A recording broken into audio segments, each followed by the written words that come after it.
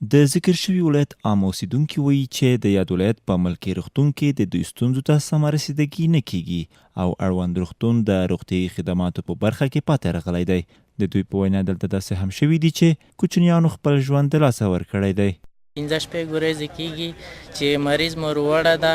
ډاکټرونه هغه د مریضونو ته پاملرنه نه کوي ځکه ډاکټر ځای نه ورته ځیرېږي هغه ته مریض ته چې چا واسطه وي واسطې والا خلک هغه دي چې کامیاب دي هغې ته مریض هغه کېږي چې واسطه نه لري او لیدلو کې ګرځي.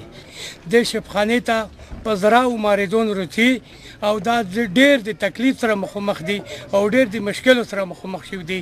ملکي شفخانه کې نن زه خپله شاهدم سهار وختي دوې ماشومونې چې تقریبا 3 کلې وې رویړلې 2 غنټې شاید دلته نره خلک وي هم شاید 3 غنټې دا دلته پرته وي. یو نه نرس نه ډاکټر هیڅ څوک نه راغله. بالاخره 2 سره جنکۍ وفات شولې هغه یوړل. بل لور ته د یاد ولایت د ملکي روغتون رئیس ډاکټر فضل محمد منګل یادې شوي ستونزې مني خو وایي چې د دغو ستونزو یوازینی لامل د روغتون د تشکیل او امکاناتو کموالی دی.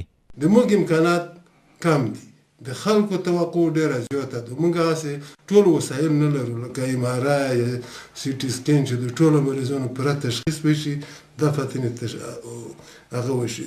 د کمو امکاناتو سره موږ تقریبا دا شفخانه د 100 بسترو دپاره ده. فعلا نن موږ 160 مریضان لرو، یعنې بوج هم په دې زیاته دی. بل غټ مسله دا ده چې ټول د خوست یا د همجوار ولایتو مریضان لکه سکمنوی نه پکتیا نه دا هم دلته رسي بوج هم زیات. په یاد ولایت کې د ذکر شویو ستونزو سربیره د بې کیفیته دارو درملو شتون یوه بله جدي ننګونه ده چې عام وګړي یې له ګڼو اندېښنو سره مخامخ کړي دي.